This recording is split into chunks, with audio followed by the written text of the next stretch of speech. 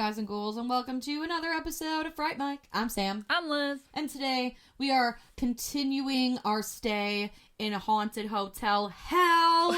Our theme for this month. All month long we are exploring movies where we go into some pretty scary hotels. As you know, hotels are terrifying anyway. But these are just some of our favorites, and we are continuing this month with Ty West's The Innkeepers from 2011, I believe. Let me take a look. Yep, 2011. Yep. And I'm very excited to talk about this movie. I know. We're big Ty West fans. Yes. I mean, this is no The Shining, so if you listened to our episode last week, I feel like this one's going to be a little different. Yeah. It's just The Shining has so many theories and just like craziness, and this one is just, it's another slow burn, but just in a very different way. Right. It is very different. But also I would say in the same way that The Shining is atmospheric, this is also atmospheric. So for sure. They do have that in common at least. Yeah. So The Innkeepers is currently sitting at a 5.5 out of 10 on IMDb. I feel like this is a first for us on the podcast because usually IMDb scores are higher than Rotten Tomatoes scores. Okay. This one has a 79% on Rotten Tomatoes. Ooh. So it's actually higher for Rotten Tomatoes this time. Interesting. Yeah. Sorry, I'm adjusting myself in my chair. I wonder what that is. I don't know. I feel like more passionate film people head over to Rotten Tomatoes now. Probably, yeah. I feel like people either well, I don't know. I think again, kind of like The Shining, people either like it or don't. This movie, I think, disappointed a lot of people because they expected it to be something different. Because Ty West, I think his first film, okay, don't quote me on this. I think his first film was The House of the Devil. Another slow burn. Very good, very highly praised. A lot of people really like that movie. And I'm not saying I don't. Like, I do like that movie. I don't know why this is different. The only thing I can think of is that the build-up, like, the ending, there's not a lot of payoff for, like, the build-up that we get. Maybe if we're comparing it to The House of the Devil, I think because that movie was a slow burn and the ending is, like, batshit. Right. I think maybe people were expecting something along the same lines as that. And that's why maybe they were just disappointed because they thought that it was going to be similar in that way because it is such a slow burn for so long. But I don't know. Yeah, I don't know why they... I think this movie is cool because it does take the time to allow us like a lot of character development, which a lot of times you don't get in horror movies. And I think in a way this movie almost kind of starts off like a comedy. Yeah. And it really, like, once it starts going, it gets pretty intense. I know a lot of people have a problem with the ending. And I won't pretend that I was not one of them. Mm-hmm. You know? But I think on the whole, like, I do genuinely like this movie, and I can overlook the ending of it. Hey, overlook. But yeah, I don't know. I think a lot of people think this is going to be a very interesting episode. Yeah, if you're not familiar, so The Innkeepers is about the Yankee Peddler Inn, a hotel that's been around forever. The 1800s, The 1800s, that is about to close down. They're on their last weekend. Last weekend open. Basically, the owner of the place decided to hit the Bahamas. Yeah. Instead of staying for the closing. So he entrusted Claire and Luke, two of his employees, to basically just stay there for the weekend, the last weekend, and work there around the clock. Yeah. So a lot of the beginning of this movie is just Claire and Luke. Just kind of like dicking around. Yeah, like their day to day, like they just kind of switch off shifts and they switch off, you know. Yeah. They have two guests in the hotel. One of them had just checked in for the weekend. Her name is Lee Reese Jones. And then there's like a mother with her son. Very angry mom. Yes, which I fucking love. Like towards the end of the movie when there's the bell that gets rung and Luke's like, if it's that bitch and her kid, I swear to fucking God. But yeah, like we even for one second we get to go out of the hotel too. So Sarah Paxton's character walks down to a local coffee shop, and the most random, like, Lena Dunham is the fucking coffee shop I think that whole chick. scene is really random. It's so random. I did like, though, that she was like, the one-eyed Cyclops, but aren't all Cyclopses one eye? And she's like, what do you mean? You know, I don't know. I kind of liked that, but yeah, why is Lena Dunham in this? Maybe she's friends with Ty West. That's the only thing I could speculate. Could be. Pat Healy's in this movie, too. And, you know, well, so Pat Healy plays Luke. Yes. And Sarah Paxton plays Claire, and they were in another movie together years later. They were in Cheap Thrills. Cheap Thrills, thank you. And they actually get to bang in that one. Yay. Where in this movie, Pat Healy really wants to. He really likes Claire, but she's like, meh. Pat Healy, man, he has such range, but he just always plays like such a dick. I know. Like when she's like, hey, could you please get us some towels? We're in room blah blah blah. And he's like, yeah, I know. I work at the hotel. Like, he's just so dry. But their main thing is that Luke runs a website. It's basically like kind of a paranormal, like ghost hunters type situation where I think from my understanding, he basically focuses on the Yankee Peddler, and he has like videos and images and like history of like the owners and the original things that have gone on there with the ghosts and the a lot. So he has a website that he runs in hopes to try to catch more paranormal activity. And he tells Claire that he has seen, because there's a famous ghost of this hotel. What is her name? Madeleine O'Malley. I know somebody with the same last name. And I was not going to call her out on here.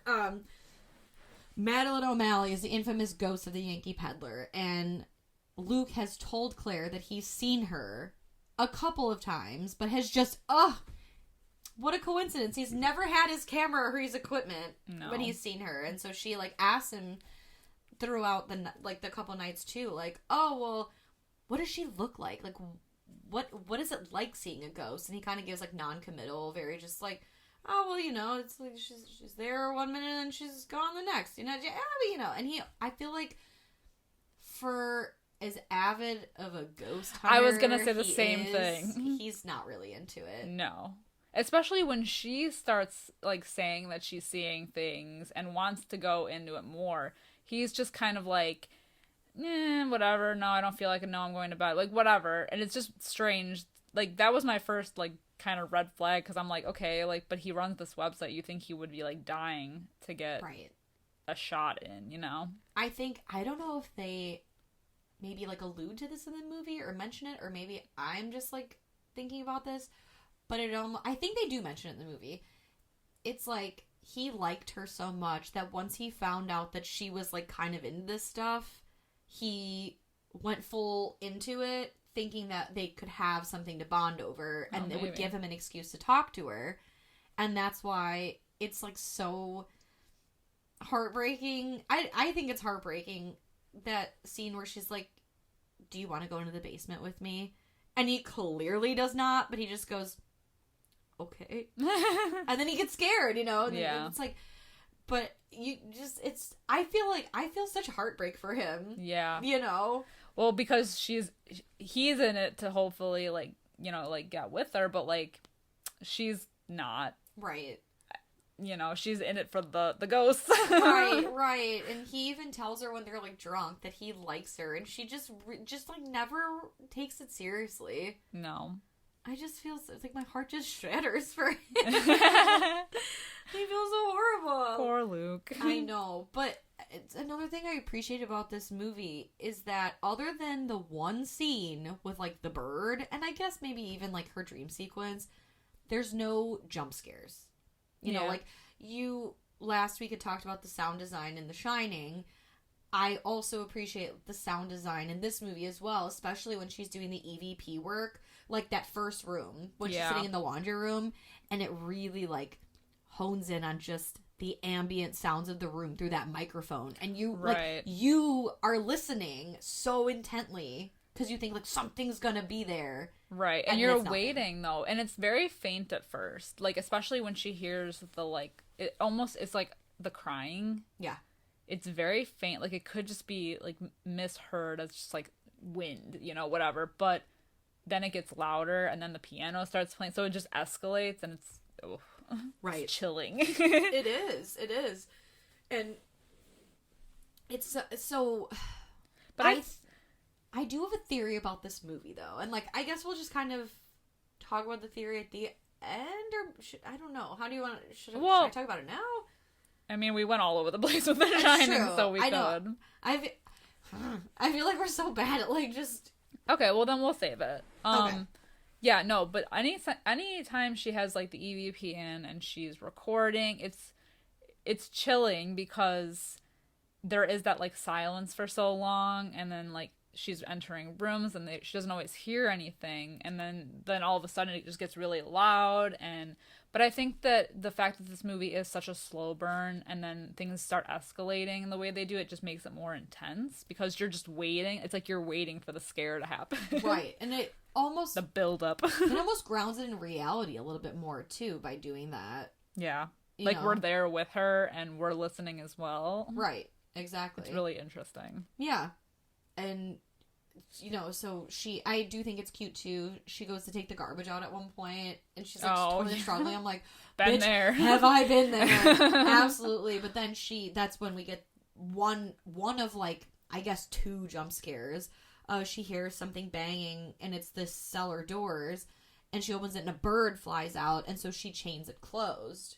And it really focuses on that chain, which will definitely come into play later in the movie. Yeah. And it's just so fucking sad. Yeah. Well, it's also important. We should talk about Lee, who is one of the guests that stays in the hotel. She is was a famous actress. She was on, like, a TV show. Yeah, so she's in town. So Luke is the one that, like, talks to all of the I like when he's guests. like, why are you always surprised that I talk to the guests? Right. And he's the one that finds out that she's in town at a speaking thing, and so they assume that she's speaking to, like, actors and everything, but we go to find out that Lee is actually into, like, more of, like, psychic things, and she can pick up on things, and she has, like, a pendulum that she carries around, and she has all of these abilities. She's able to, like, kind of sense things. Right. And after hearing the EVP, Claire kind of, like, freaks herself out. She has that... Is it right after the piano? Because she goes and she wakes up Luke. Yeah. And then he's like, oh, no. And then, I feel like it's right around this time, too, is when we get that jump scare of Sarah... Or I want to call her Sarah, because her name's Sarah Paxton. Of Claire in the bed. Oh. And then Madeleine O'malley. That's the creepiest part of the movie. Other than, like... In the end, yeah. Other than, like, the... Yeah. Yeah, that's creepy, too. But yeah, like, I have a thing, though, with, like, people in beds. I know. Well, it's because you think... the bed is, like, your safe place. It's the safe place, yeah. Yes. It's the safe place thing. But just the, like, her sitting up slowly next to her with, like, the blackened eyes. Like, and the mouth. And the mouth, like, ugh. I know. But it's interesting, too, because throughout the movie, since Lee is staying in the hotel, Claire basically confides in her because ever since she presented herself as this psychic with these abilities, like, Claire wants to know more about Madeleine O'Malley and everything, so she talks to Lee about it, and when they do finally do, like, not a seance or anything, but just, like, they are, like, kind of doing the pendulum and everything, and Lee is like, you know, she's trying to pick up on if she can, you know, see or hear anything about Madeleine. She's like, no, there's 3 other spirits, you know, and that was more than Claire bargained for, I feel like. Right. Which this whole thing plays into my theory that I cannot wait to talk about. And then she tells her to stay away from the basement. Yes. Which is a huge thing. She also says, oh, hold on, I wrote it down so I wouldn't forget. They tried to warn her, tried to warn her, they tried to save her. So, this whole time, I mean, it really does seem like they're talking about Madeleine O'Malley. I think they're talking about someone else. Okay. I think they're talking about someone else. Yeah. I'm so excited. Okay. It's, like, probably so fucking dumb and wrong, but I don't care. Okay, so we need to talk about the male guest that comes eventually. This fucking guy. The old man that shows up randomly. Who rents a room to a guy this fucking creepy? He is very, very weird. He comes in late one night and demands to stay in room 353. So this hotel has several floors, but the third floor is off limits because they're closing, so everything's been stripped and everything. So they basically are like, no, like Luke says, no, you can't stay in those rooms. We can find you something else, set you up somewhere else. And he basically demands that he has to stay in this room for nostalgia reasons. Yeah, for his dead wife. Yes. Like, bro, it doesn't take an expert to know. I know what you're up to in there. Yeah. I know what you're thinking. First of all, you're creepy as hell. Second of all, the demand. And third, you just look like a dude, like a creepy dude who would probably kill himself in a hotel. Like, you just... Maybe it's because I know it's like a horror movie too, but no. I just know. Like, you get the vibe. It's just weird. Especially because there's like no furniture in there, basically. Yeah. And he was like, I don't care. Yeah. I don't even need the sheets. Fuck the sheets. Does the bath work? Yeah. I don't think he says that, but then Claire is like, no, you can stay up there. She's the one that's like, okay, that's fine. Right. So he does. And guess what? We got a creep lurking around. Right. Now we've got this mystery third guest who is, like, I swear to God, like, the creepiest fucking dude alive. Do you think it'd be creepy or fun to work in a hotel overnight? Creepy. Creepy as hell. Would you do it? See, what about, like, a Hilton? Well, again, like, because I've been a guest at a Hilton, and I've walked around late at night. It does not matter.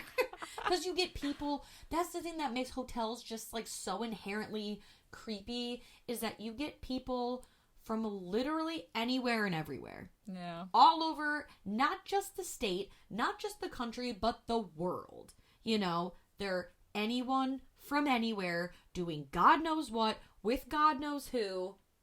No questions asked, behind weird closed locked doors. Like, you couldn't... You couldn't pay you? I think I would do it for, like, one night. See, here's the thing. I've been to some hotels where it's, like, really cozy. Like the like hotel... a DoubleTree. Like the hotel that we stayed in Ireland. It was, like, the Haunted Mansion, but, like, cozy. But you said you had, like, crazy experiences. Yeah. So, like, was it cozy? But you said it was hot, hotter than hell, and there were bugs everywhere. They were friendly ghosts. It was like the boiler room from fucking Nightmare on Elm Street. My straightener blew up. What am I supposed to do? I love that, though. You're like, I was so cozy, though. No, it did. It was cozy. And that's how I felt about the Stanley. Old as fuck. Super fucking old, but the scenery, the fresh air, the creepy decor, because it's so old. I didn't stay in the Stanley. I just visited the grounds. But you do get that, like, look, I would be very curious to work. I'd be very curious to work overnight at a hotel like the one from Ireland or like the Stanley, because you're like, ooh. Like, what will I see? Exactly. But I wouldn't go anywhere alone. But also, I feel like more modern hotels could be the creepier ones. Maybe. Like, work a Radisson Inn. I bet that's where off the highway. Right. Work a Red Roof Inn and see. I mean, I guess those are motels. I feel like any kind of motel or inn is where it's like the creepiest. Right. Let's be honest. The ones where the rooms are separate from like the check-in spot, Exactly. like the Bates Motel. The one where it's like a faded like free HBO sign, cable next to the TV, old... color TV. Exactly. And like, vibrating beds. There's like a cigarette machine that's out of use, but it's still there. Like real scary. But oh my God, I stayed at a motel. Just like that, in the middle of Kentucky. I don't know where the fuck we were, but we were in the middle of the mountains. It was a very, like, wrong turn vibes. Yeah. No cell service. Yeah, that's a no for me. And the motel backed up to just mountains and forest. I legitimately How many bodies do you thought, think are there? Well, I didn't sleep a wink, because we went there for my mom's second wedding. Also ended in divorce. It's fine. we went there for her second wedding because her husband was from Kentucky and it was close to where they were getting married. We walked into that room, and I'm not joking. There was a fucking stain on the floor. I know it was blood. I know it. I know it. I didn't sleep a fucking week. Not because the once. body was under your bed. Right. That's what you think I'm gonna look? You think I'm opening the closet? Yeah. No. God, no. The body's above me. I'm so weird about hotels that I don't even want to walk barefoot or even in socks on the floor because I just know that other people have existed where I have been. Or like where I am. Right. You don't know. You don't know. That's the mystery. Yeah. Especially something like the Yankee Peddler that's been open since like 1800. You know, I mean, the Stanley's pretty fucking old too. Yeah.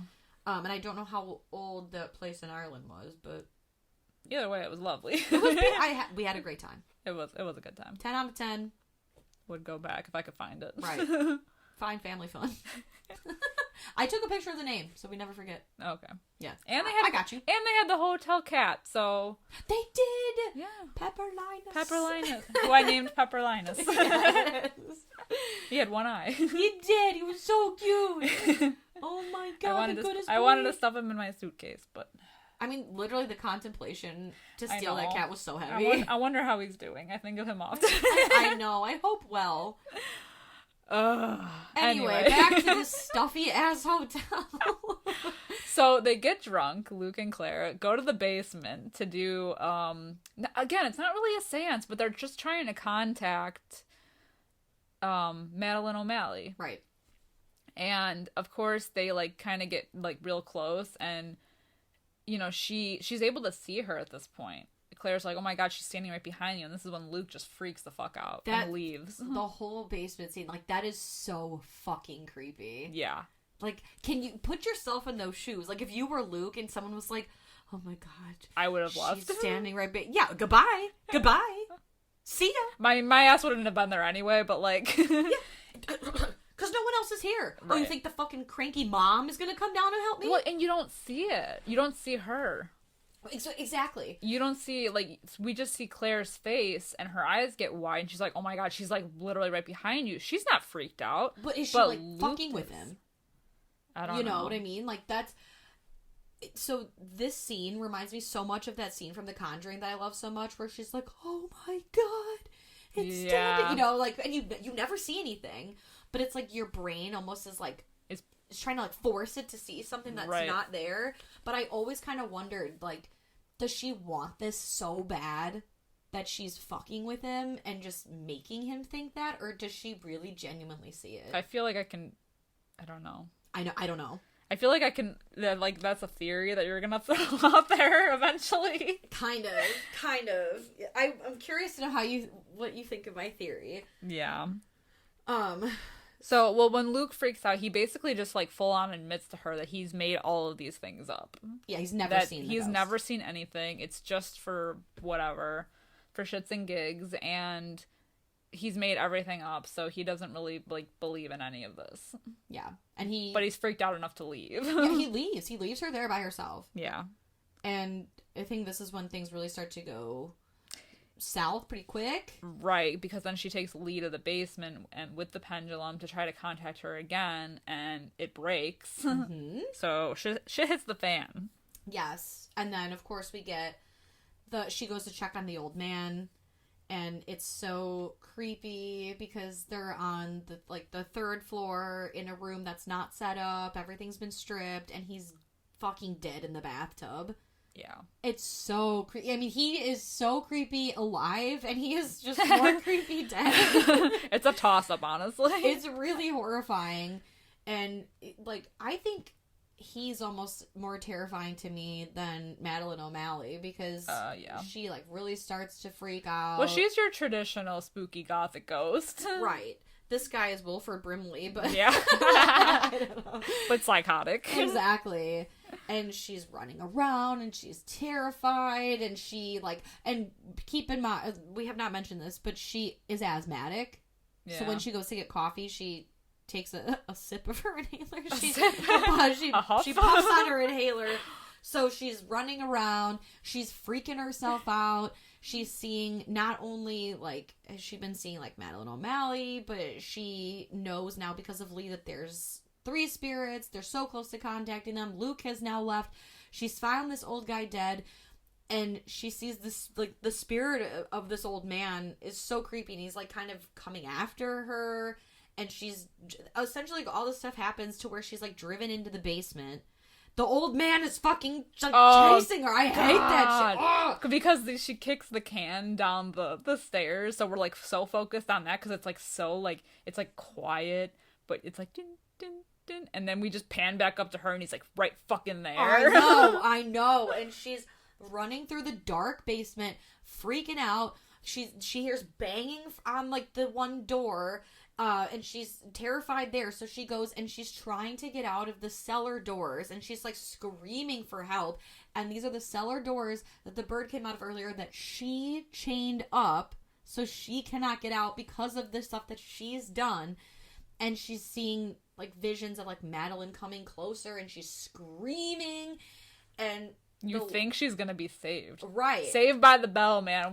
Luke's gonna pull her ass out of there, out of the chain thing. And it doesn't happen. We get the last shot before, like, dark is the face of Madeleine O'Malley and, like, all this black stuff on Claire's face. And then it's an epilogue. So this movie kind of is, like, in chapters. Yeah. You know? And so we get the epilogue. And this, I think, is where the disappointment kind of comes in. Is the epilogue is just kind of, there's no payout. We see a body being taken away. It's white sheets, and we see Sarah's shoes, or Claire's shoes, and the cops are there talking to Luke, and he's saying, like, I was telling her, like, I'm here to help you, like, you have to let me in. Like, so you find out the banging she was hearing from the other side of the door was Luke trying to help her. And she has asthma, and she didn't have her inhaler, or either was too freaked out to find the inhaler. And it's just really sad what happened. And it's just him and 2 other people in the hotel. And so we see, like, the old man's body, like, bloody sheets and everything. Real bloody. Being wheeled out. But then they go and they want to talk to Lee. And so he goes into the hotel. And he's like, what are you doing in here? And I think that's the room that she was sleeping in. And Lee doesn't really, like, say anything to him. She just kind of says, you know, he's like, you knew this would happen, and you could have prevented it. And she was like, nothing could have prevented this. Right. And then she walks out. And that's it. And that's pretty much, like, how the movie ends. Yeah. With, like, everyone leaving. And I have to, like, you guys, the first time I watched this movie, I was so mad. I was livid when the credits rolled. I was like, all that for that? Like, that's how you're gonna end it? All of that build-up and all of that crazy shit for nothing? And the last shot of the movie is, like, a track, like, a panning shot down a hallway and into the room where Claire was sleeping, and the window, you know, like, with the curtains, and then the door just slams, and because, I mean, when I tell you I was mad, and I immediately went to Google, and I was like, somebody better explain this, what is the meaning of this, I mean, the outrage, and someone was like, oh, supposedly you can see, Sarah Paxton, like, very faintly in the window, in the curtains, before the door slammed shut. Bullshit. I call bullshit. I think it's all bullshit. I don't know. I didn't see anything. I've seen this movie probably at this point like 12 times now, and I have never, not once. I did look. I did too. Every time. Nothing. I even was like, ooh, did the pillow move? Right. There is nothing. You're waiting for it, because that's what a lot of these ghost stories do. Or you're waiting for her to be standing in the window looking at the ambulance driving away. You know what I mean? Exactly. I'll say that I think the ending is definitely lacking a bit. It definitely is very anticlimactic. It is. I'm not, like, super mad about it, though. I just wish it could have been differently. Something a little more unique. Right. Because, I mean, I know we keep comparing this to The House of the Devil, just because that ending was so batshit crazy, and you're like, oh my fucking god, like, what? yeah, with all the tension throughout, like, this movie, I think, yeah, there could have been more, you know? It was just a little bit underdeveloped. Yeah. But I still enjoyed the movie as a whole. Like you said in the beginning, it didn't take anything away from me, like, for the whole movie. So Right. let's get to the theory that you Okay. had, because I feel like you're dying.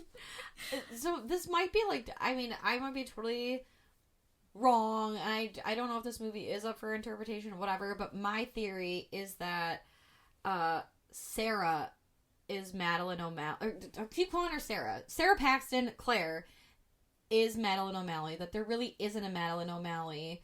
Or there is, but like Sarah, this was her fate all along, and Lee knew it. Because Lee asks her, like, so what do you want to do with your life?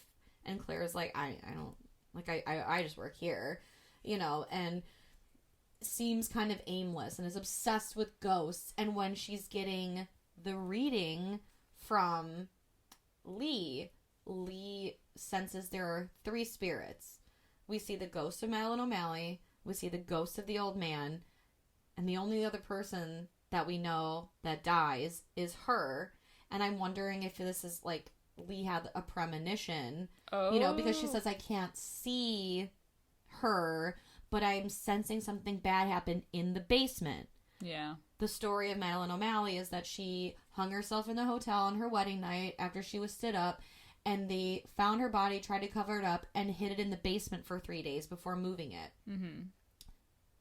Claire dies in the basement. Yeah. So something bad happened in the basement, for sure. They, like, when Lee says, oh, I can hear them, they're saying they tried to save her, they tried to help her. Yeah. It's it's like, definitely a it's like premonition Luke, then. you know, like Luke banging on the other side of the door, screaming for Claire to, like, let him in, Right. trying to save her. Yeah. Oh, I could totally see that. Right? I could see that being a premonition because, and what she says at the end, this couldn't have been prevented. She told her to stay away from the basement, but knowing what she knew and what she had seen already, she knew that there was no way that this was going to be anything, you know? That's my And they theory. were so close, too. Like, they were going to leave. They were. But, like, curiosity got the best of her. Mm-hmm. And she ran right to her death. It's her fate. Yeah, I could see that. She wanted to see a ghost so bad she became one. Yeah. You know? Ooh. I know. And now she is stuck at the Yankee Peddler forever. So in my mind, those are the 3 spirits. That could be. It's interesting. Right? Yeah. I don't know. And I really, like I said, I've seen this movie probably like around 12 times or so. I watched it quite a bit. And I've only really like kind of picked up on that in the last like maybe 3 times I've watched this. Yeah. No, that's an interesting theory. Yeah. I could definitely see it being a premonition for sure. I mean, just with what she says to her and how specific she gets with, you know, like the don't do this, and I don't know. Well, even with her chaining up the cellar doors, it's like, what? So the bird, yeah, that's an interesting choice. Right, like the bird came out and scared her, and she closed the doors that weren't previously locked. So why are you locking them up? It's almost like you're setting yourself up Right. to not be able to escape. Right. You know, I just feel like there's certain things that were put into play because that was her fate. Yeah. You know, she literally did it to herself. Mm-hmm. So, interesting. It's like she never wanted to leave. Exactly. There was Never nothing wanted to for leave her there. outside of there. Sad. I know. So sad. Well, shall we get to ratings on this? Yes, let's get to ratings. What are your ratings for Ty West, The Innkeepers? I'm going to give it a 4 out of 5. I'm also giving it a 4 out of 5. Oh, shit. We're on par, man. Yeah, This movie is solid. Like we said, the ending is a little lackluster, but it still gives me, like, the good, ghosty, creepy vibes that I like. I love a good hotel horror. I think we need more of them, so... I agree. All of the above. Yeah, like, it's solid. I really like the performances. I think Sarah Paxton and Pat Healy, like, do so well in this. I mean, like, when Sarah Paxton is in character, like, just, like, getting so passionate about the ghost stuff, and she's, like, totally in it. Like, I don't know, it's just so believable. Yeah. And their friendship is believable. Like, you can tell, like, they've known each other forever, and they've like, been they in the shit seem, together. yeah, like, they genuinely, like, seem like they would be friends, and... I mean, they talk about, for Christ's sake, they're talking about, like, the quality of bread.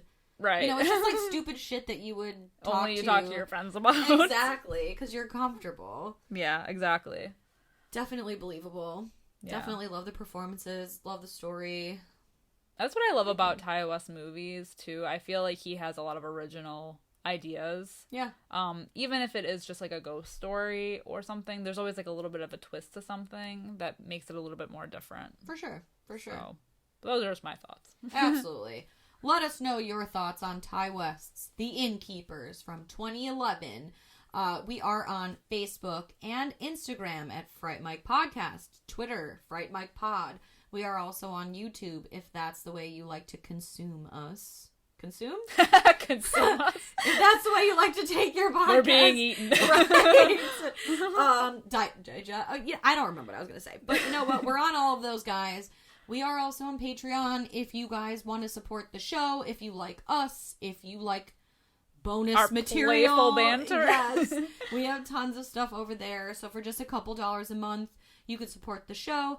You get access to fun, spooky things that we got going on over there, bonus things, new movies that we're covering. There is a Ty West movie that came out just recently. A couple months ago. Right. That it's recent enough. That we did on the podcast. So if you like Ty West and you like that shit, it's over there. We got fun lists. So all kinds of goodies for you over on our Patreon. So please check it out. If you don't want to support us that way, you can always support the show for free by leaving a nice comment where you can, rate us 5 stars. Tell your friends and your spooky friends. Exactly, because kindness, guess what? It's free, and that really helps boost our show and get us out to more fun, frightful people like yourself. I think that's it for today. I think that's all of my shillings. Just reach out to us, talk to us, and we will talk to you next week. So until next time, I'm Sam. I'm Liz. Rest in peace.